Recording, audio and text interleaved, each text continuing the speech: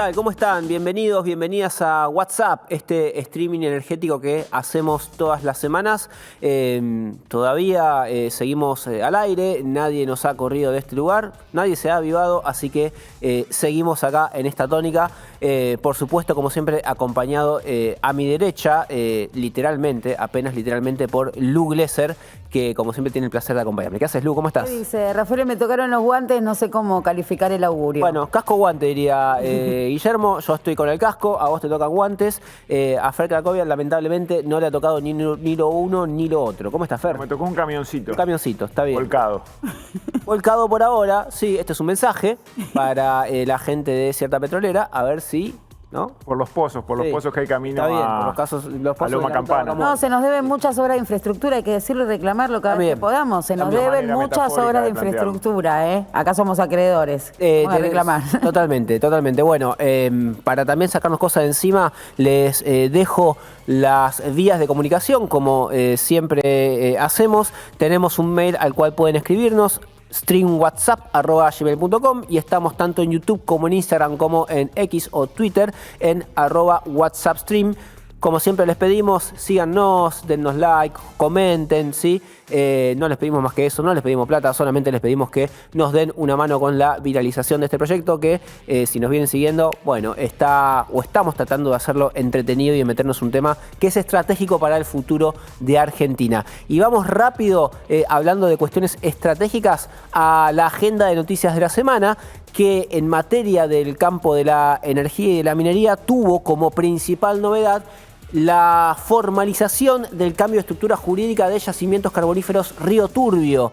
Esta firma, hoy bajo control estatal, deja de ser sociedad del Estado y pasa a ser sociedad anónima, lo mismo que ocurrió hace unos días también con el Banco Nación.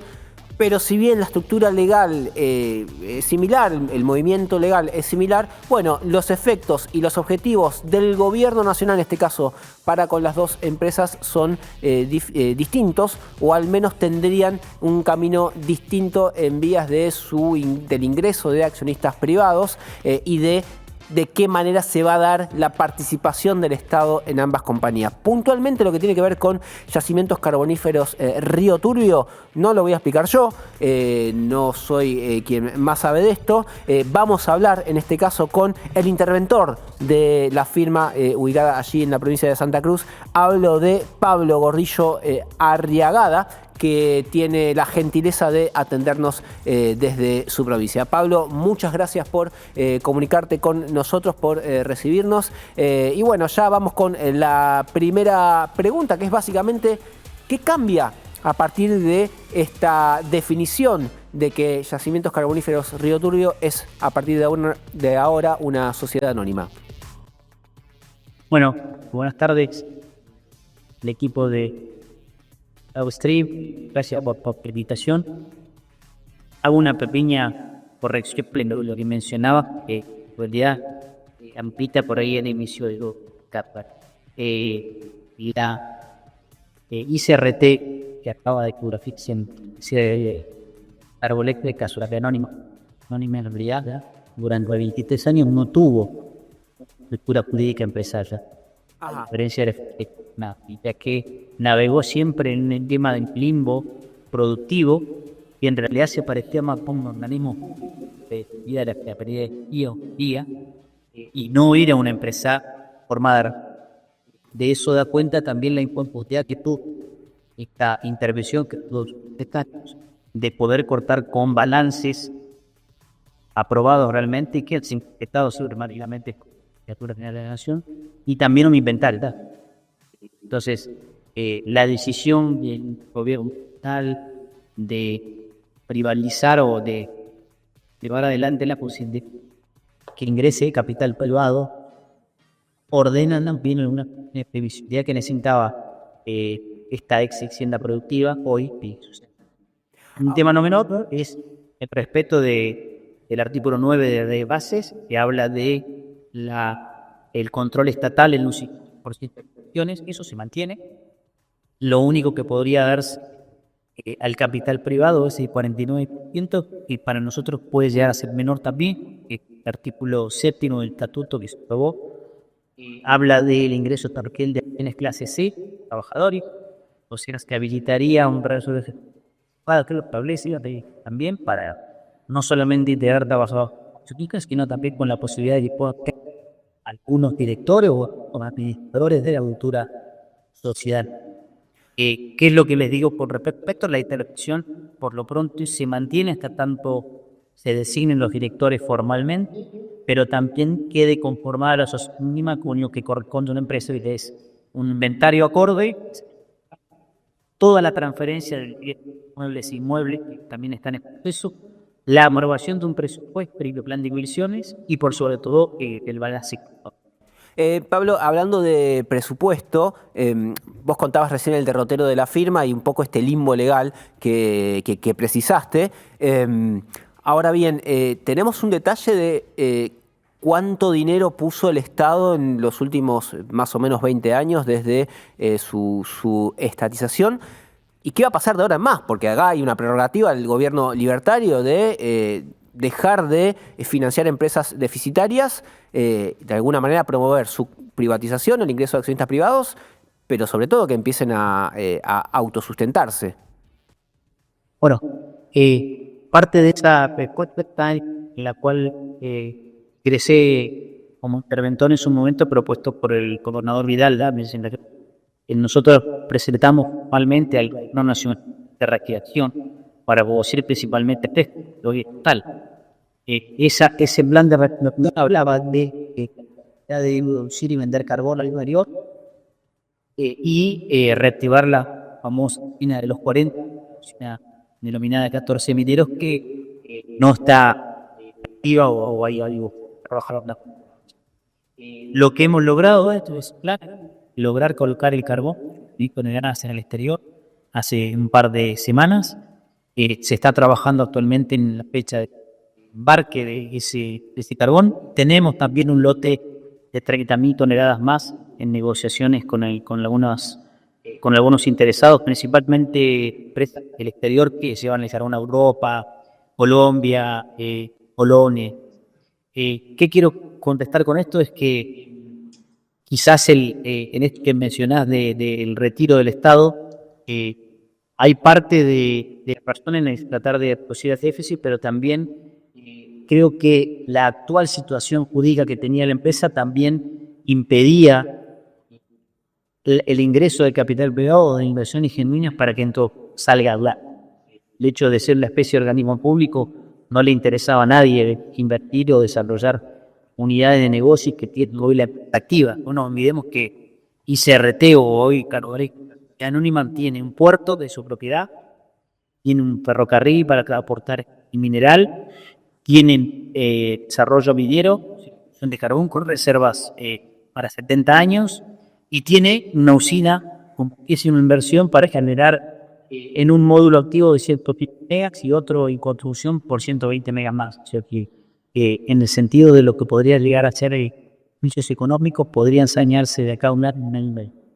Pablo, escucho algunas contradicciones, ¿no?, en el planteo tal cual está formulado. Entiendo que a partir de esta gestión se redujo el déficit de la empresa. Mucho de eso lo explica la reducción de la planta salarial, me corregirás vos, y también la baja de la producción de carbón. La historia de Ulusina es una historia tortuosa, también la estás muy bien describiendo.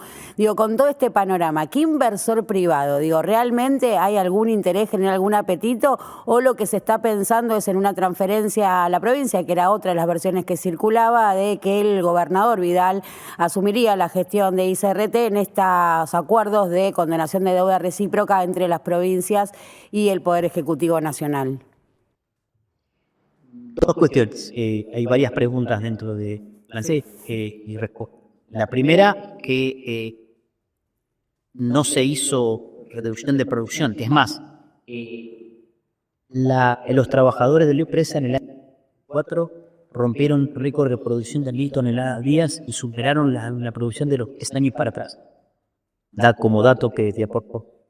Segundo, en la reducción del déficit no hay reducción de déficit por despido ni reducción de personal. Lo que se redujo son gastos necesarios que auditó la Secretaría de Energía, que es la que nos relaciona. Más allá de eso, nosotros hemos presentado una previsión presupuestaria para el 2025 y un presupuesto aprobado 2025, ustedes lo están, por eso aún no lo trató, donde en el mes de enero, y está por cerrar febrero, tienen las previsiones presupuestarias con aumentos y garantía de pago de todos los trabajadores.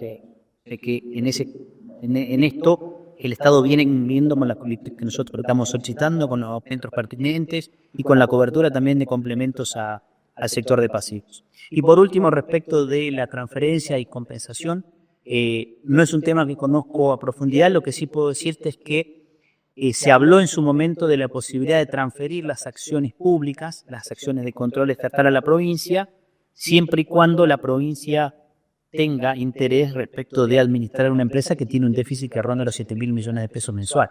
Entonces, pasarle a la provincia hoy un gasto que no puede realizar se hace más difícil.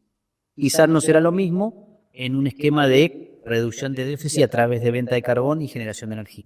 Lo que sí hemos trabajado con la provincia es público, y ustedes lo sabrán, la provincia celebró un convenio con nuestra empresa hace un par de meses por venta de energía de excedentes, que nosotros hoy, ustedes conocerán los aspectos de articulado y considerando la resolución 21 que acaba de sacar la Secretaría de Energía en el mes a fines de enero, donde desregula el mercado de generación energética para poder llevar adelante la posibilidad de que la provincia compre la energía que genera la usina.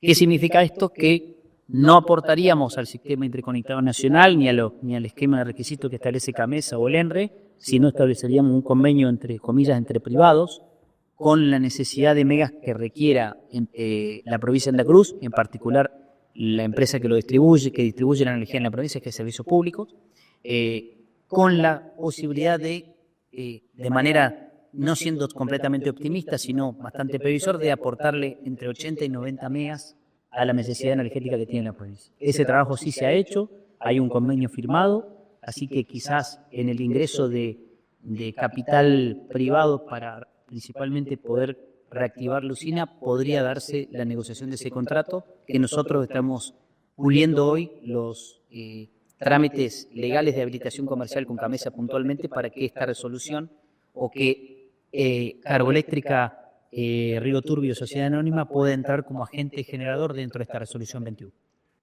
Pablo, tengo entendido que la empresa tiene más de 2.000 trabajadores, corregime vos si no ahora. Para que sea 2.050 trabajadores aquí. 2.050 trabajadores. ¿Puede ser superavitaria la empresa con 2.050 trabajadores? Te lo pregunto por lo siguiente, porque si la provincia no se quiere acercar a una empresa deficitaria, la nación tampoco, y van a ir a buscar un privado, el privado probablemente para hacerla superavitaria va a explorar todas las alternativas y una podría ser el tema del personal. Comparto absolutamente tu visión. Lo que por ahí no estoy de acuerdo es que la nación se corra de este esquema de sostener el 51%. Esto no significa que la nación va a dejar de pagar los sueldos hasta tanto nosotros colaboren con nosotros para que podamos reducir el déficit donde más podamos. Eso por ahí es algo que se malinterpreta. La nación no se va en este esquema y lo que va a tratar de intentar en esta sociedad anónima, como lo hace por ejemplo con YPF, es integrar el capital privado para que la empresa funcione. O sea, pero ¿puede ser superavitaria con más de 2.000 trabajadores? Esa es la pregunta.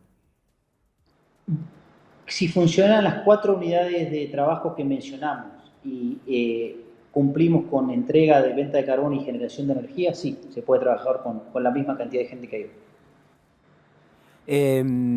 Pablo, te agradecemos por tu tiempo, no queremos demorarte más, seguiremos en los próximos programas a ver cuál es la evolución de esto que vos contabas, de la reducción del déficit, de la búsqueda de nuevos mercados y por supuesto la búsqueda de accionistas privados. No te sacamos más tiempo, gracias Pablo, hasta cualquier momento. Gracias a ustedes, un abrazo y a disposición. Y si quieren, en algún momento les compartiremos los avances que tengamos o cuando ya estén designados también los directores de trabajo. Sí les digo por ahí en el sentido de la preocupación que hay principalmente de los trabajadores, lo que se ha habilitado formalmente con la agencia que lleva adelante la transformación de empresas públicas, es un canal de diálogo para el trabajo de los convenios colectivos y también con el sector político para ver cómo se van a garantizar la estabilidad laboral de los trabajadores principalmente y cuál es el horizonte de los convenios colectivos y de la existencia de los gremios que actualmente están. Estaremos atentos, Pablo. Muchas gracias. Cambiamos rapidito de tema. Queremos meter un tema más acá, como antes de avanzar con el resto del contenido que tenemos para ustedes. Una novedad que salió este miércoles en el Boletín Oficial es que se llama a una licitación, o por lo menos se abre la puerta para la ampliación del gasoducto Perito Moreno, antes conocido como gasoducto Néstor Kirchner o GPNK. Ustedes díganle como quiera, yo ya estoy mareado con los cambios de nombre. A ver, Lu Glesser. A ver, en mi barrio. Aplicada de TGS.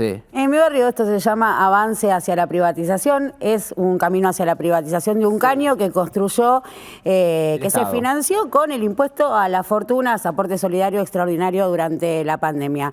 Ese caño está concesionado, está operado actualmente por la sociedad Entre Enarsa, empresa del Estado, y TGS de Marcelo Midlin. En el llamado de economía no solo se convoca la ampliación en 14 millones de metros cúbicos la capacidad de transporte del caño, sino que además se incluye la operación y el mantenimiento. Con esto también se abre otro frente que es que se rescinde el contrato actual con Enarsa y con TGS, las operadoras actuales del caño. Ese contrato originalmente tiene vigencia hasta 2028, con lo cual, con este llamado a licitación también hay implícito una ruptura de contrato con Enarsa y con TGS, porque quien sea del adjudicatario es quien va a operar a partir de ahora.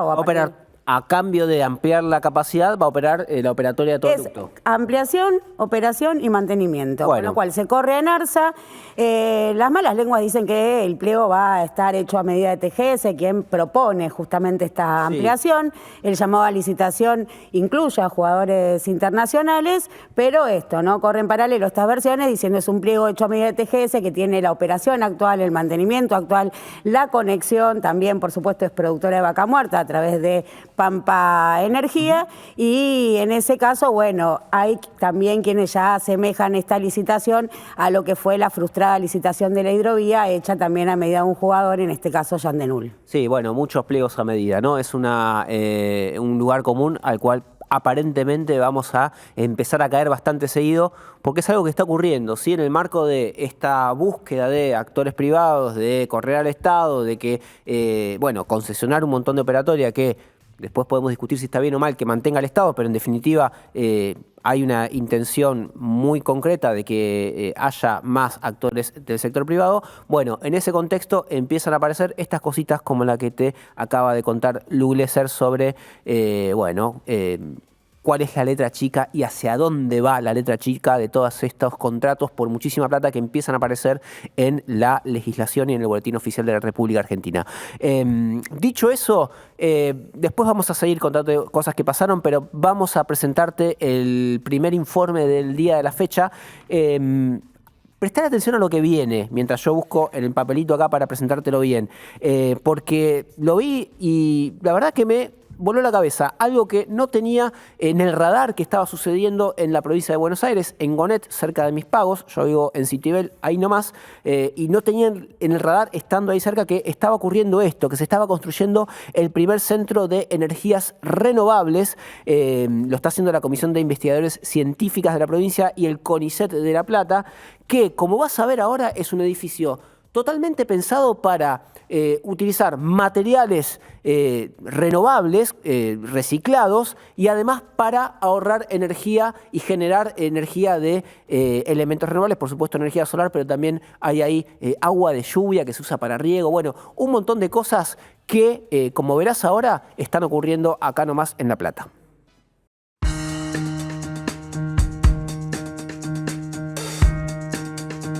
Estamos acá en Gonet, en el predio de la SIC, de la Comisión de Investigaciones Científicas de la provincia de Buenos Aires. Estamos en la obra del Centro de Energías Renovables. Este programa trabaja con el Foro Regional Eléctrico de la provincia y la Subsecretaría de Energía a través del Ministerio de Infraestructura también. Toda la envolvente del edificio junto con la cubierta tiene aislación Tiene doble muro con aislaciones térmicas e higrófugas y también la cubierta del edificio. O sea, acumulamos el calor proveniente de la radiación del sol en masa, que es hormigón vibrado, y también en agua. En este caso, estamos utilizando caños de PVC con agua encapsulada. Tenemos en total 4 talleres, uno independiente con su sala de máquinas y 3 que funcionan en conjunto. En el caso que querramos dividirlo, se puede dividir a través de estos paneles acústicos que son plegadizos y pueden funcionar 3 talleres más chicos o si no, en conjunto, uno solo, como se puede ver en esta ocasión.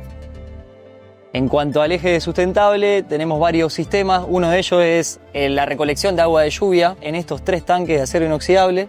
Y estos litros de agua que vamos a estar recolectando acá van a ser utilizados para el riego del predio.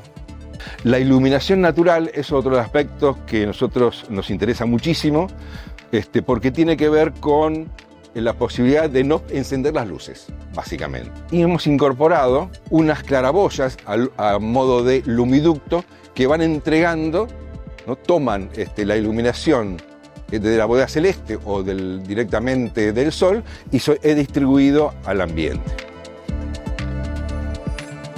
Bueno, esta es la terraza jardín. Lo que hacemos es volver a darle ese terreno de filtración que le estamos sacando al predio por la misma construcción. Tiene también las filtraciones de las aguas y también la aislación térmica hacia los talleres. Se han invitado a unos desarrolladores que están trabajando en generar aislación térmica a partir de lana de oveja, o sea, un biomaterial. La lana gruesa es un problema para los pequeños productores de la provincia de Buenos Aires, quienes deben quemarla, enterrarla, con un volumen de más de 4 a 5 millones de kilos anuales, con lo cual esto nosotros lo utilizamos como materia prima para producir estos mantos aislantes que pueden ser utilizados en paredes y en techos, tanto en obras nuevas como en remodelaciones. Una de sus características es que no pica, se puede manipular sin necesidad de herramientas o ropa especial. Tiene un impacto además del ambiental, social y económico dentro del propio territorio de la provincia de Buenos Aires. También se está trabajando con ladrillos de PET. Este es un ladrillo de PET que lo hacen en el CEBE de Córdoba, es un instituto muy importante. Ellos vienen trabajando hace años haciendo distintas muestras y han ido evolucionando en un ladrillo que está compuesto por un aglomerante y por plástico triturado. Es relativamente liviano comparado con otro ladrillo, digamos. No es complejo manipularlo, digo, en términos de mano de obra. Va a haber un cielo raso de placas de cáscara de maní. Este elemento que vemos acá es una placa reconstituida en base a cáscara de maní que se produce en Córdoba con un descarte de su sistema productivo, digamos, regional, y llegaron a un elemento que casi es como una placa de OSB, digamos, de la construcción tradicional. Este proyecto, más allá del PROINGED, el Ministerio de Infraestructura, el Ministerio de Producción a través de la SIC, tenemos todos los centros de investigación que proponen materiales y proponen elementos que han sido utilizados en el edificio, ya sea la Universidad de La Plata a través del IPAC, el CEBE en Córdoba, la Universidad de Bahía Blanca y también la Universidad de Mar del Plata forman parte de este proyecto. Con el criterio de conservación de energía, aproximadamente estamos en una reducción del consumo en un 40%. Y a eso hay que agregarle lo que se llama fracción de ahorro solar, o sea, la cantidad de energía que uno produce aprovechando el sol. El proyecto, esta iniciativa, tiene 3 focos grandes que son la difusión, la investigación y la demostración de la energía renovable. Entonces tenemos investigación, tenemos gente, tenemos cooperativas y tenemos el Estado presente en estos proyectos.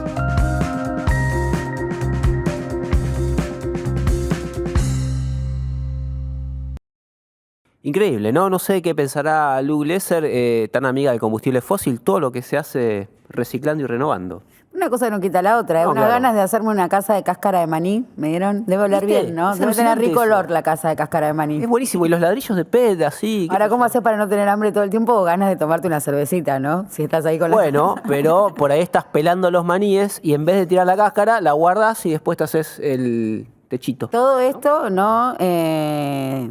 reafirmando mi voluntad de salir a fraquear como loca. Quemar antes que onda, nada fraquear. Si sopla el viento fuerte, igual eso se sostiene, ¿no? Esos materiales... Hay que traer a 3 chanchitos, uno que lo haga de Pensé en maní. eso, cuando vi el informe pensé en el cuento de los 3 chanchitos. Bueno, está bien. Se supone que lo están haciendo y llovió y hubo temporales bastante heavy y esto yo lo vi en pie y lo vi bastante redondito. Así Si no, vamos a ver las cáscaras de maní volar en el Estadio Único de La Plata. Vamos a confiar en la pericia de los científicos y los trabajadores de ahí del centro experimental que están terminando de construir ese bonito edificio. Además muy luminoso, muchas ventanas, todo muy lindo. Che, momento de recibir en piso a nuestro segundo entrevistado del día de la fecha. Ya hablamos con el interventor de yacimientos carboníferos Río Turbio, pero ahora tiene la gentileza de visitarnos Martín Maqueira, que es, además de diputado del PRO, vicepresidente de la Comisión de Energía de la Cámara de Diputados. Así que muchas gracias por estar acá, Martín. Bueno, muchas gracias a ustedes por la invitación y a toda la audiencia, por supuesto. Martín, brevemente te saco de agenda y ahora nos vamos a meter bien en el tema energético, pero... conocimos esta semana la publicación en Boletín Oficial del decreto que designa en comisión a 2 jueces de la Corte Suprema, Ariel Lijo y Manuel García Mansilla. Es tema de conversación de todo el ambiente político y económico. Va a tener consecuencias incluso en la seguridad jurídica, ¿no? Donde que las empresas están tan pendientes de esto también. Me interesa tu opinión. Bueno, es un tema que se viene debatiendo hace rato, que el gobierno no logró conseguir los 2/3 que necesitaban los jueces para ser nombrados con el mecanismo que establece la Constitución y utilizó otro mecanismo que la Constitución plantea de poderlos nombrarlos en comisión. Muchos han dicho también que esta medida ya la había tomado Mauricio Macri en su momento, sí, que es real, pero Mauricio ante tanta, discusión frenó ese nombramiento en comisión y logró los 2/3. En este caso, por un lado, tenés una corte que no se está pudiendo conformar, que no es bueno eso, una corte de 3 miembros durante todo el año sin funcionar con 5 miembros como está establecido. Pero por otro, algún cuestionamiento porque hay cuestionamientos de algunos de los jueces, uno de ellos que para mí es intachable, pero que no consiguió tampoco el dictamen, como es García Mansilla, Lijo, que ha tenido, su debate no solo en la Cámara, sino públicamente por su trayectoria, porque algunos plantean que hay causas que no ha resuelto, en fin. El gobierno decide resolverlo por decreto, bueno, hay que ver cómo sigue esto, ¿no? Si los jueces de la Corte le toman juramento, eso ya es un indicio de que da garantías de que van a ser jueces válidos y que no se va a objetar. Pero yo creo que va a ser un debate a lo largo del año con la posibilidad también de que el Senado decida dar de baja esos pliegos y tener 2 jueces que de alguna manera están nombrados en comisión, pero que el Senado los rechazó. Bueno, va a llevar bastante agua al río, como decimos en La Pampa. La cuestión del decreto amerita que intervenga, por ejemplo, el Cámara de Diputados. No sé cómo es el trámite, si es solamente Senado o para hacer un decreto simple también puede intervenir ahí diputados. No, en ese caso, al ser un decreto simple, y estar habilitado, no interviene ninguna de las cámaras. Si hubiera sido un DNU, las cámaras pueden intervenir. Pero en este caso la potestad está en la Constitución, con lo cual esa objeción, más allá de que uno puede decir, miren, el Congreso no estaba funcionando, pero faltaban 3 días para las sesiones, eso es legal, no hay un problema a mi criterio ahí. Pero el Senado, que tiene la potestad de avalar o no al nombramiento de los jueces, sí podría, más allá de que estén nombrados en comisión, el tratamiento sigue para nombrarlos por el Senado, ahí podría rechazarlos. Y eso sería, una complejidad muy grave, sobre todo para la institucionalidad de la Argentina, y algo que el sector energético también mira mucho, claro. Porque después, por supuesto, los fallos normalmente de cuestiones de regalía y demás van a la Corte, con lo cual es algo que está todo el sector mirando. Bueno, vamos a meternos ahora sí en el sector energético. El primer entrevistado de este programa fue Emilio Apud. Y vino a los pocos días o a la semana de la asunción de María Tetamanti, la secretaria de Energía, que reemplazó a Eduardo Rodríguez Chirilo, recientemente designado director de YPF. Escuchemos lo que nos decía en ese momento Emilio Apud, como para retomar la conversación algunos meses después desde ese punto. Macri me designó a mí para empezar a charlar y por parte del gobierno Daniel González, ¿no? Y estamos charlando hace ya más de 2 meses. Y sinceramente si me preguntan si se va a llegar a un acuerdo, no sé.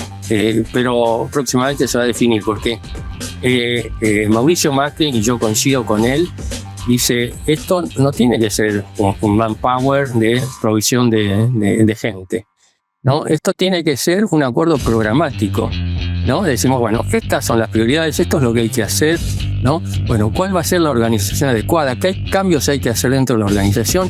¿Y cómo equipamos esa organización? Ese es el camino lógico.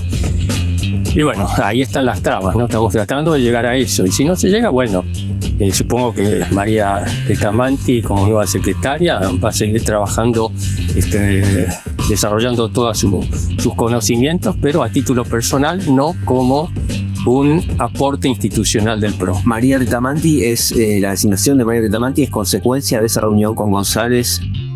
Sí, era del equipo nuestro. Martín, la pregunta es si ha avanzado ese acuerdo programático en materia energética o si ahora María Retamanti gestiona por su cuenta y orden. Bueno, creo que la incorporación de María al equipo energético ha resuelto quizás algún conflicto que había entre Daniel González y el anterior secretario de Energía, y creo que le ha hecho bien a la política energética del gobierno, que siendo sincero es el sector que mejor funciona a la par de economía, digamos, ¿no? Que ha por lo menos podido ordenar la macro. Con respecto al acuerdo programático, yo creo que Emilio lo que planteaba es, si llega a haber un acuerdo electoral con un frente electoral y empezamos a caminar juntos un camino de una simbiosis, digamos, hacia un gobierno, no de coalición, pero sino de aportar la experiencia del PRO, bueno, María es parte de ese primer nombramiento. Yo creo que eso va a seguir pasando. El propio Mauricio Macri o distintos perfiles del PRO que van a robustecer al gobierno en distintas áreas por haber tenido experiencia. En el caso de María, venía del sector privado, no había sido funcionaria en nuestra gestión, pero creo que eso es bueno para el gobierno. Ahora, si no se da un acuerdo electoral, ¿eso hace que algunos funcionarios que el PRO recomendó tengan que irse? Y no lo creo que sea así, porque la verdad es que hasta ahora no ha pasado, digamos. Hoy no tenemos un acuerdo electoral y hay funcionarios, algunos, digamos, por decisión propia, pero otros por el partido, que forman parte del gobierno nacional. Pero yo creo que eso es bueno. Primero, por supuesto, porque hay una coincidencia de ideas con este gobierno, en su mayoría, ¿no? Hemos acompañado la mayoría de las leyes, salvo el caso del decreto para ampliar los fondos de inteligencia y otra resolución de la regulación de la Ley de Acceso a Información Pública, pero en su mayoría hemos acompañado. Con lo cual, que un miembro del PRO pueda ir a ese gobierno, digamos, podría resultar natural en ese sentido. Y segundo, porque se está intentando en distintos distritos poder llegar a ese acuerdo electoral. Pero bueno, por supuesto veremos. Martín, en el marco de ese acuerdo se hablaba en ese momento de la posibilidad de que vos asumieses como director de YPF. Finalmente ahora la noticia es que el cargo ese lo ocupa el exsecretario Eduardo Rodríguez Chirilo. Se dice que es un hombre de Manzano junto a Carlos Bastos, con lo cual ya tendría una presencia importante en el directorio. Preguntarte si esa historia era real, si estuviste cerca de entrar al directorio de la petrolera de Bandera. Bueno, cuando se discutió la ley de bases, casi un tercio de la ley como terminó Sánchez de Noce, era cuestiones energéticas, la reformulación de la ley de hidrocarburos, la parte eléctrica, y yo tuve una actividad por parte de mi bloque, del presidente de mi bloque, en ese, digamos, entramado, en plantear modificaciones, en negociar, e incluso para el gobierno plantearle algunas idas y vueltas, y el gobierno vio eso con buenos ojos. Entonces, desde ese momento, que estamos hablando a mitad del año pasado, me han planteado la posibilidad de ser director de YPF. Yo lo que les planteé en su momento es, primero, tengo un rol en la Cámara de Diputados, que quiero seguir teniéndolo y poder continuarlo. Y segundo, yo planteaba que haya un acuerdo programático, como recién decía Emilio, entre el PRO y el gobierno. Hasta ese entonces yo no quería ir a ese directorio. Con lo cual, frente a eso, por supuesto, el tiempo siguió corriendo. Se verá más adelante. Para los que trabajamos en el sector energético o de alguna manera en el tema energético, YPF es el lugar para hacer carrera, para experiencia, que uno siempre quisiera trabajar. Pero bueno, veremos más adelante. Yo siempre resalto, digamos, eso, ¿no? El rol que me toca hoy en la Cámara, la conjunción entre los partidos y, bueno, una posibilidad que, por supuesto, sería muy buena para mi formación. Recién mencionabas la negociación de lo que fue el capítulo energético de la Ley de Bases, que fue de los más... bueno, en realidad la Ley de Bases tuvo varios puntos importantes, pero particularmente se cambiaron muchas cosas de lo que es la regulación energética. Ahora, quedó afuera en ese momento algunas regulaciones como más puntuales, por ejemplo, lo que tiene que ver con el marco normativo para hidrógeno verde o algún tipo de promoción a otro tipo de abastecimiento energético. ¿Le ves recorrido a eso o ya con la ley bases y el marco de RIGI, por ejemplo, ya estaría contenido todo lo que tiene que ver con el desarrollo del sector energético? Bueno, bien decís, hay dos cuestiones y sumaría una tercera que quedaron fuera, pero que en un principio estaban dentro de la ley. Biocombustibles, que todavía están en discusión. El gobierno ha presentado una iniciativa que para mí es superadora de la que presentaban las distintas provincias, sobre todo por los productores del interior de biocombustibles, y que plantea salir de un régimen de protección a mayor competencia, lo que llevaría, por supuesto, a bajar el precio del surtidor, digamos, ¿no? En ese componente. El segundo tema es un proyecto que tenía el gobierno o una iniciativa para bajar las emisiones de gases de efecto invernadero con un mercado de carbono. Nosotros planteamos ese mismo proyecto, pero con respecto al metano, sobre todo en la producción, se quema y se pierde mucho gas, y son recursos que pierde no solo los productores, sino también el Estado, ¿no? Con lo cual, ese proyecto tuvo su debate en comisión y es posible que podamos avanzar este año. Y el tercero, muy importante, es hidrógeno de bajas emisiones y renovables, no solo el verde, bajas emisiones, estamos hablando de gas, porque, bueno, recién bromeaban, pero la verdad que hay que aprovechar... Gris, ¿Perdón? Sería hidrógeno gris, lo que se conoce como... Exactamente, pero hay que aprovechar todo el recurso que tenemos de hidrocarburífero en esta transición energética, pero no podemos perder esa oportunidad. Ahí vos planteaste un RIGI para el hidrógeno. Exactamente. ¿Qué es eso? No yo, la que lo planteó es Ana Clara Romero, lo trabajamos juntos y la plataforma de hidrógeno. Básicamente es al sistema del RIGI, el régimen de grandes inversiones, poder incluir el hidrógeno de bajas emisiones. Vos me podrías decir, bueno, pero las cuestiones energéticas ya están incluidas, claro, pero el hidrógeno va a necesitar mayor tiempo de desarrollo. Estamos hablando de un vector energético que puede ser la solución a partir de la próxima década, 2030. Entonces, hoy empezar un proyecto de hidrógeno te lleva un primer año para analizar los vientos o 2 años. En ese tiempo, digamos, armás todo el plan, buscás dónde poder poner los parques eólicos, en fin, tenés 1 año o 2 de desarrollo. Después la construcción de la planta para poder hacer la hidrólisis, en fin, toda esa cuestión, por lo menos 5 años, y todavía no sabés si vas a tener un mercado. Europa está empezando a comprar, pero es caro hoy hasta ahora el hidrógeno renovable. Bueno, el RIGI queda corto, porque en 3 años se termina, 2 años más 1 de plazo.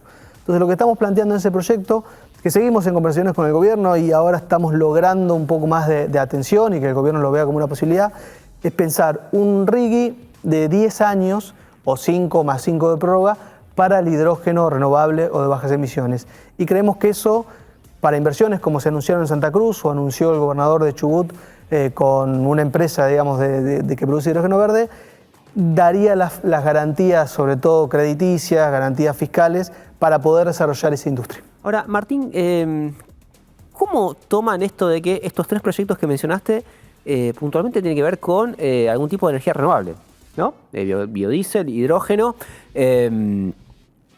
Y estamos con un gobierno que, por un lado, se mete en estos proyectos, trata de darles garantías a las inversiones, pero por otro lado desconoce el cambio climático antropogénico, vacía la COP, hace un montón de movidas, si querés, simbólicas, pero con efectos en la política y en lo jurídico, para que Argentina se corra de ese discurso, y no solamente del discurso, sino también de esos acuerdos internacionales.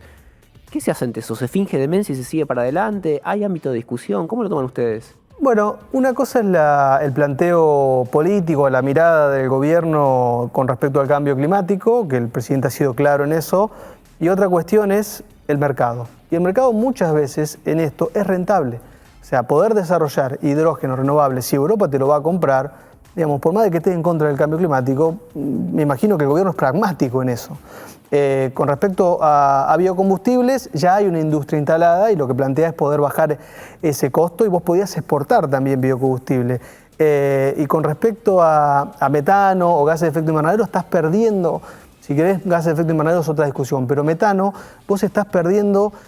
Con el flaring dicen que hasta 8% de todo lo que va al flaring. La medición de 98% es de 1980. Hay algunos estudios en Permian que dice que un 8% estás perdiendo por falta de eficiencia.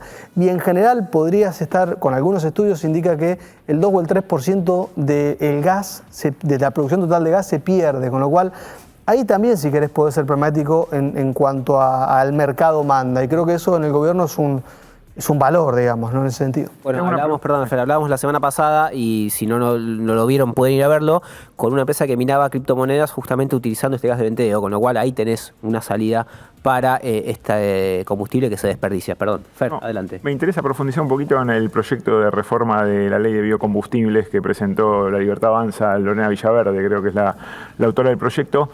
Vos dijiste que podía ser beneficiosa para los pequeños productores. Me interesa saber por qué. Bien, comparándolo con el proyecto que tienen las distintas provincias productoras que lo ha presentado Santa Fe. Por supuesto, la situación actual lo que te garantiza es un cupo y un precio para el productor de biocombustible, sobre todo biocombustible, porque sobre todo biodiesel, porque bioetanol es más competitivo, pero biodiesel, el consumidor está pagando un poco más ese precio. Y vos lo que tenés es que el Estado le asegura eso a esas plantas. El proyecto de Santa Fe lo que permite es que las plantas de Santa Fe se vean más beneficiadas porque pueden competir mucho mejor que las plantas de La Pampa, San Luis, provincia de Buenos Aires y más del interior, que tienen una distancia al puerto o a la materia prima, con lo cual el del gobierno planteaba un camino de a poco de salir de esa protección a una competencia, le permitiría a esas plantas poder ir adaptándose, porque contemplaría en principio en las primeras licitaciones de los primeros 3 o 4 años un complemento de la distancia al puerto, podría entrar eso o está, digamos, así escrito en la nueva ley, con lo cual, a ver, por un lado para mí es mejor por la competitividad y por el otro lo ven las plantas del interior un poco mejor porque no les arrebataría de un día para el otro el negocio, pero a la larga van a tener que esforzarse para competir. O sea, no sería para esos pequeños productores mejor con respecto a lo que hay, sino mejor con respecto a otras alternativas que están en debate. Exactamente. Ahora, siempre tienen la posibilidad de poder adaptarse. Lamentablemente en la Argentina el flete, por falta de ferrocarriles y demás, es caro, pero creo que tienen, digamos, le da más tiempo para poder adaptarse. Martín, muchas gracias. Perdón, Rafael, A ver, una muy cortita porque el diputado, si cortita, no entiendo mal, es pampeano. Exactamente. Y la pregunta parece obvia, pero no lo es tanto. La Pampa es una provincia petrolera y de ahí te hago la segunda. ¿Y Buenos Aires? Bueno, Buenos Aires, empiezo por el final, no produce hidrocarburos, pero sí refina hidrocarburos, ¿no? En La Plata, en Ensenada, en Dock Sur. Lo que implicaría que tuviese un lugar también sería beneficioso para poder discutir en términos de cadena de valor completo, lo pienso así. Exactamente, para la provincia de Buenos Aires sí, lo que pasa es que no es productora y los FEPI son provincias productoras, pero bueno, es un tecnicismo si se quiere. La provincia del Pampa forma parte de los FEPI, forma parte también de la discusión en YPF de directorio, que se van rotando, en fin, es productora de hidrocarburos, producimos más o menos 14.000 barriles de petróleo por día, estamos en 1 o 2% de la producción nacional, a veces más, a veces menos, ahora están algunas áreas en renovación, pero sí, para La Pampa es importantísimo porque son muchos ingresos para la provincia. Ahora sí, Martín, muchas gracias. Bueno, será hasta cualquier momento. Gracias a ustedes y a la audiencia. Y ahora sí nos vamos a meter en nuestro habitual segmento que le dejamos el mando a Diego Golombek, nuestra clase abierta con Diego, nuestro científico amigo. Y en este caso se va a meter en la figura de uno de los próceres del mundo energético, no de aquí, sino de todo el mundo, de Nikola Tesla. Vamos a escucharlo, Dieguito. ¿Qué me dirías si te cuento que gracias a un gato hoy tenés electricidad en tu casa? Sí, un gato que Nikola Tesla estaba acariciando cuando tenía 3 años y el roce de su manito con el pelaje produjo unas chispas. Una chispa que encendió la curiosidad de la mente de uno de los genios más grandes de la historia. Su padre le explicó que se trataba del mismo fenómeno que ocurría en los árboles durante una tormenta, la electricidad. Desde aquel momento y hasta el día de su muerte, Nikola Tesla dedicaría su vida a resolver los misterios en torno a este fenómeno. Tesla nació en 1856 en lo que hoy es Croacia y cuando era estudiante decidió que su propósito era idear el modo en que la energía gratuita pudiese llegar a todo el mundo. Este propósito lo llevó a tener coloridos y polémicos episodios con otros científicos y empresarios de la época. Por ejemplo, su controvertida relación con Thomas Edison, en cuya empresa empezó a trabajar. Fue allí que surgió entre ellos la llamada Batalla de la Corriente, donde Edison defendía la corriente continua y Tesla la corriente alterna. ¿En qué se diferencian y para qué las usamos? El aspecto más técnico es que en la corriente alterna el flujo de electrones cambia constantemente de dirección, es decir, que oscila entre un polo positivo y un polo negativo en un periodo de tiempo específico. Por ejemplo, en muchas aplicaciones domésticas, la corriente alterna cambia de dirección 60 veces por segundo, 60 Hz en Estados Unidos y 50 Hz en muchos otros países. Se usa en la mayoría de los electrodomésticos como refrigeradores, luces y electrodomésticos menores, porque es más eficiente para transmitir electricidad a largas distancias gracias a su capacidad para transformarse en diferentes niveles de voltaje. Es decir, en la central eléctrica el voltaje es altísimo. En cambio, en la corriente continua, el flujo de electrones es constante y va siempre en una sola dirección, como en las pilas o en las baterías de las computadoras o celulares. En cuanto a su generación, la corriente alterna es generada en plantas de energía y transmitida usando redes eléctricas, facilitando el uso energético en ciudades y áreas rurales. Por su parte, la corriente continua es común en dispositivos electrónicos como teléfonos móviles, computadoras portátiles y baterías, que requieren una dirección de flujo constante para funcionar adecuadamente. Algunas energías renovables, como la energía solar, generan corriente continua que luego se convierte en corriente alterna para ser utilizada en la red eléctrica que llega a los hogares. Y para cerrar, les voy a recordar una frase que decía el propio Tesla: la ciencia no es más que una perversión en sí misma, a menos que tenga como objetivo último mejorar la humanidad. Tomá. Y si tenemos en cuenta que su trabajo revolucionó la generación de electricidad, dejando como legado el uso de la corriente, que sigue siendo fundamental en la vida de la humanidad, además de abrir las puertas a otros desarrollos tecnológicos que son de gran utilidad, y creo que cumplió su cometido como científico.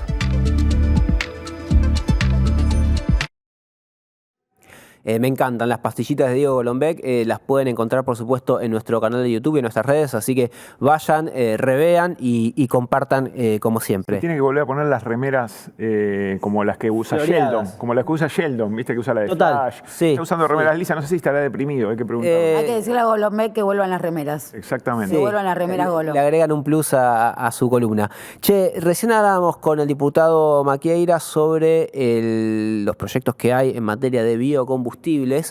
Hubo una novedad esta semana sobre este particular que le voy a pedir ahí a Sol a ver si me lo puede poner. Este es un informe de la Bolsa de Comercio de Rosario que da cuenta de cómo viene cayendo la producción en la Argentina de biocombustibles. Mirá, dice la Bolsa de Comercio de Rosario que desde el máximo de producción de 2017, hace unos años nomás, la producción argentina cayó 60%, la producción de biocombustibles, mientras que en el mundo creció 75%, es decir, está habiendo un retroceso muy importante acá, sobre todo mientras el mundo expande su producción de biocombustibles.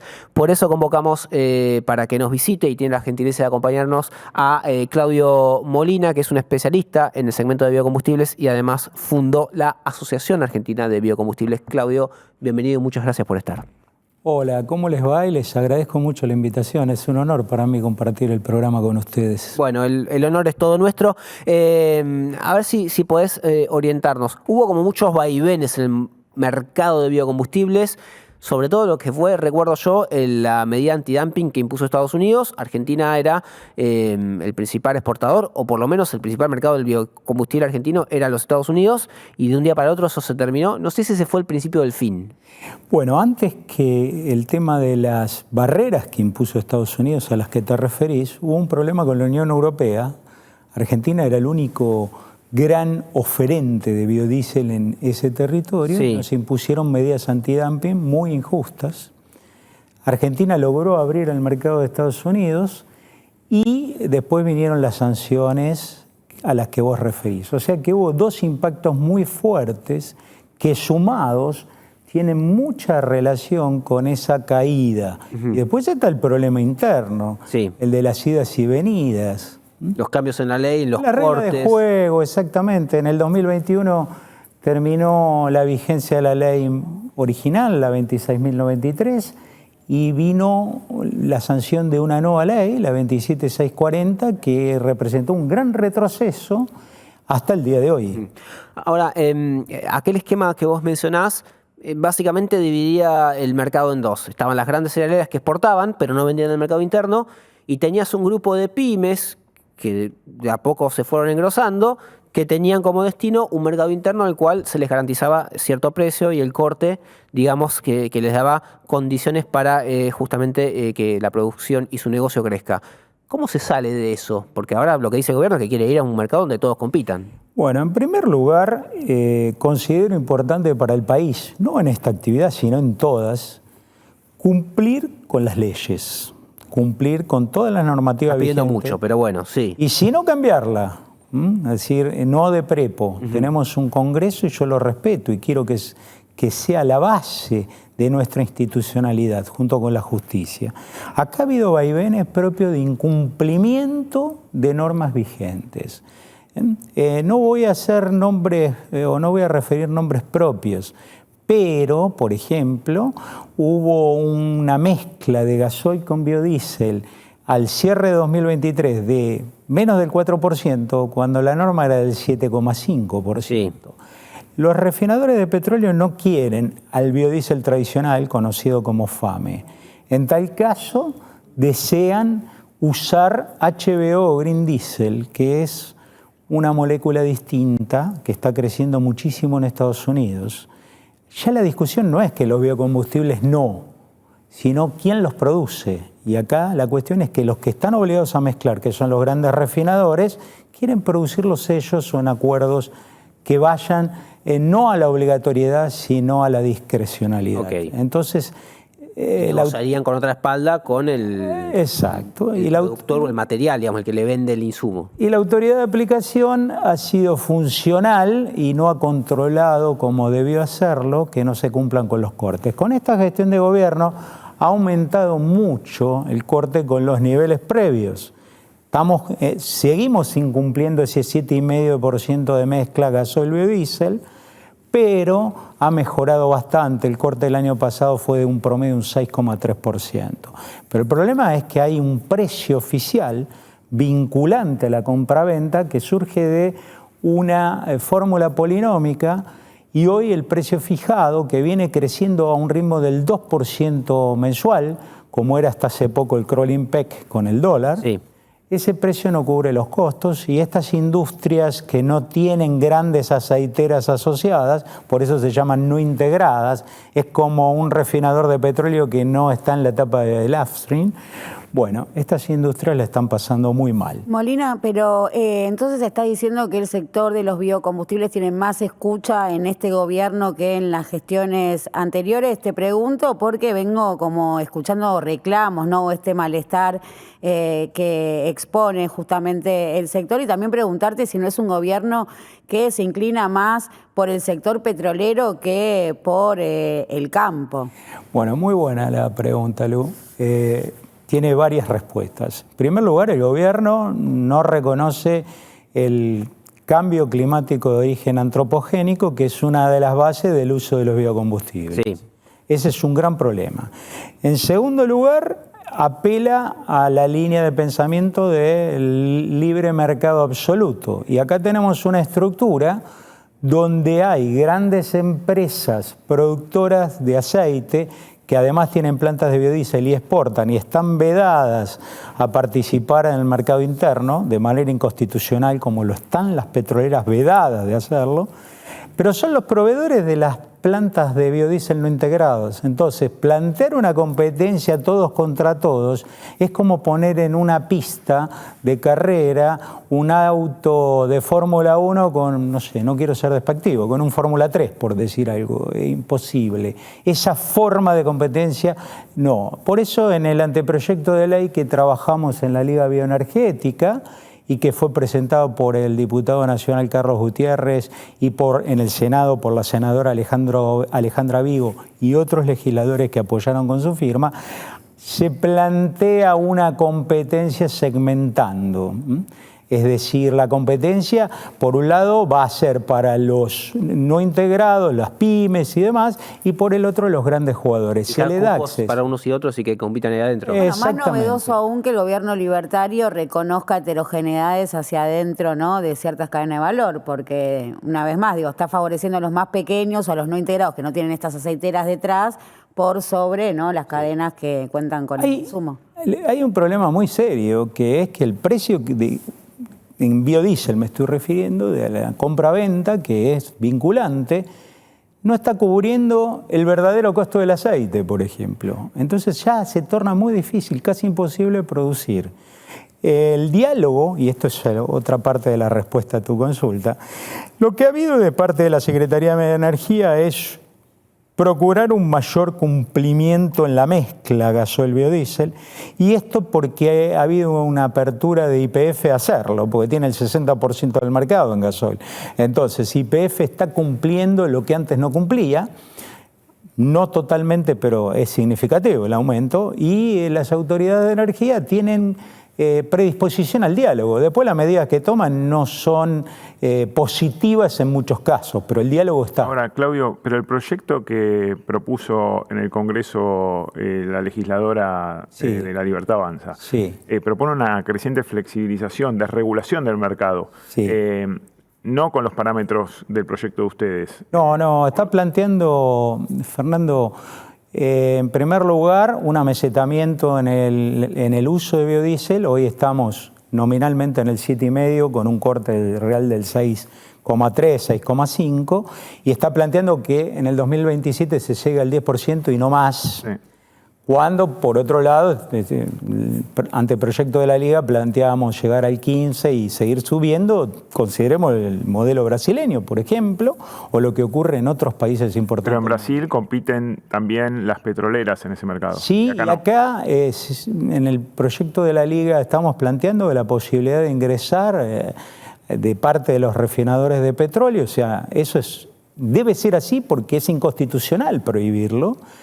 Hay que ser claro con esto, lo mismo que a las aceiteras, no se le puede prohibir, eso es un error institucional. Eso se intenta cambiar, pero el problema del proyecto que presentó Lorena Villaverde, en acuerdo con la Secretaría de Energía, con el viceministro coordinador Daniel González, propone un sendero de aumento de la competencia, un todos contra todos. Eso es plantear que don José, el almacenero de la vuelta, compita con una gran cadena. Ahora, es imposible. Te hago una pregunta. Cuando surge la ley, originalmente se buscaba proteger, como decía Esteban, a los jugadores más chicos, jugadores pymes. Ahora, es cierto que ese régimen de protección se ha extendido casi 20 años y adentro de ese espacio hay jugadores pymes, pero también hay otros que han armado varias sociedades para sortear esa prohibición, y también está Bunge, Aceitera General de ESA. Hay jugadores que no tienen nada de pyme. Entonces pareciera que se meten todos ahí bajo el régimen de protección a ver si no los detecta el radar, y mientras tanto tienen un mercado cautivo. Fernando, hace falta un trabajo de levantar las cosas tal cual son, romper el velo que hay. Siempre donde el hombre tiene una posibilidad de hacer cositas, entre comillas, las va a hacer, y hay mucho con relación a lo que decís, que es tal cual. O sea, hay que transparentar el mercado, pero eso no implica romper y no cumplir con lo que está escrito, con hacia dónde va el mundo. No se está considerando que las emisiones del gasoil, además de dañar al medio ambiente o al ambiente en general, son altamente dañinas para la salud humana por material particulado y demás. Hay informes de la OMC que son contundentes respecto de las consecuencias de una exposición prolongada del ser humano frente a los escapes de gasoil. Eso hay que considerarlo, hay que empezar a meterlo en el análisis, porque es salud pública y ya no es global. Ya no es una cuestión, como dicen muchos amigos que tengo en el rubro de los refinadores de petróleo, que dice, total, Argentina emite el 0,6 o 0,7% de los gases de efecto invernadero mundial, entonces no tenemos por qué hacer esfuerzos. En salud no pasa Claro, eso. totalmente. Bueno, Claudio, muchísimas gracias por tu tiempo, por la explicación. Será hasta cualquier momento. Gracias a ustedes. Antes de despedirnos, vamos a hacer una breve mención a lo que ocurrió esta semana en Chile. Este martes hubo un mega apagón. Entiendo que como el 80% del país vecino estuvo sin luz, sin energía eléctrica por varias horas. Se declaró el toque de queda incluso para la noche. ¿Se sabe qué pasó, Fer? En realidad se habla de un cortocircuito, una línea de 500 en el norte del país. Sí. Ahora, el problema no es ese. El problema es que a partir de ese fallo fallaron muchas otras cosas que no lograron, para decirlo rápido, aislar ese problema y que no se produzca un efecto cascada. ¿A qué me refiero con esto? Cuando vos tenés una caída fuerte de la generación de energía, de la producción de energía, si no estabilizás la red rápidamente, se te cae todo. Eso pasó acá en 2019. Transener, sí. Exactamente. Ahí se Día del Padre de identificó. 2019. También hubo un factor desencadenante. El factor desencadenante fue que unas líneas de alta tensión fueron rozadas por unos árboles. Pero en realidad Transener no fue responsable de eso. Transener fue responsable de no haber podido rápidamente aislar ese problema. Y después en 2023, no sé si te acordás que hubo otro hecho por la quema de unos pastizales que afectaron también unas líneas de alta tensión. Sí. En ambos casos, el problema fue el mismo acá. Fue la imposibilidad de encapsular eso y que después terminaron, en el caso de 2019, 50 millones de personas afectadas y en el caso de 2023, bastantes menos, creo que 6 millones. 2019 incluso afectó a países limítrofes. Exactamente. Brasil, Paraguay, estuvieron ahí en poquitos sectores. En realidad tuviste suerte ahí que fue domingo, pero acá Chile fue un día hábil desde las 3 de la tarde hasta la madrugada. Sí. Entonces vos pensás que no se suspendieron los partidos de fútbol, el Festival de Viña del Mar, principal, ¿no? Todos los subtes, hubo que rescatar a la gente de todos los subtes. Sí, las clases. Las telecomunicaciones decían que no mandes muchos mensajes con audio, además para no recargar las líneas. O sea, fue una situación difícil y después hubo, por un lado el problema es cómo se generalizó y el otro problema fue que vos después tenés que levantar gradualmente y no lo podían levantar de cero, no podían levantarlo. Acá eso funcionó bastante bien en los dos casos. En Chile estuvieron hasta altas horas de la madrugada hasta que pudieron recomponer el servicio. Pensá que casi el 100% de los usuarios de Chile se quedó sin luz ayer. Sí, fue una de esas calamidades que pasan, como decía Fer, no se logra encapsular el inconveniente y después empiezan a caer las fichitas del caminito de dominó. Me acordaba de Transener justamente porque este martes fue la audiencia pública de transporte, ¿no, Lu? Exactamente, muy claro. De transporte de energía eléctrica, ¿no? Sí, de transporte de energía eléctrica, muy claro quedó en esa audiencia que es el segmento más crítico del sistema. Me quedo tranquilo. La propia Transener, que opera 15.000 kilómetros de líneas de alta tensión en la Argentina, reconoció el proceso de desinversión. La justificación, el argumento es el congelamiento tarifario.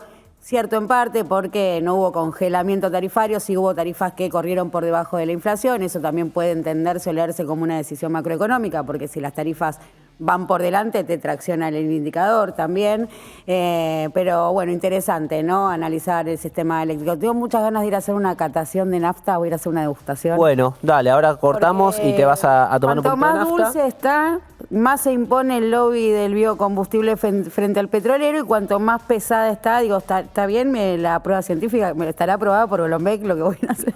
Sí, no sé, qué sé yo, habrá que chupar. Efectivamente más dulce. Bueno, vamos a hablar de las audiencias públicas la semana que viene. Están ocurriendo en estos días. Te decía, fue la de transporte este martes. Están ocurriendo también las de distribución de energía eléctrica. Hoy mismo, en este mismo momento. Este miércoles, mientras grabamos el WhatsApp de esta semana, están ocurriendo las audiencias públicas donde se está definiendo cuánto va a haber que pagar por la energía eléctrica. Vamos a hablar en detalle de eso la semana que viene, no ahora. Ahora hemos llegado al fin de este programa. Como siempre, te recuerdo que nos sigas en redes, nos comentes y demás. @WhatsAppstream en Instagram, en YouTube y en Twitter. Y como siempre, les doy las gracias a mis queridos compañeros. Lu Glesser, gracias por estar. Un gusto acompañarte, Rafael. Gracias, Cracovia. ¿Lo ven chicos este programa? Es para toda la familia. Deberías hacer la aclaración de que no hagan lo que propone Luciana. No tomen nafta, chicos. No tomen nafta y no es dulce. No es dulce. Eso dicen los tipos estos que manejan barriles WTI, qué sé yo, porque se ve que había una que era más dulce, pero más si pesada. El combustible se hace de la caña, ¿cómo no va a ser? Pero no son golosinas, no son golosinas, es un combustible y como tal es perjudicial para la salud, así que niños no hagan eso en sus casas. Hasta la semana que viene, gente, chau, gracias por estar ahí.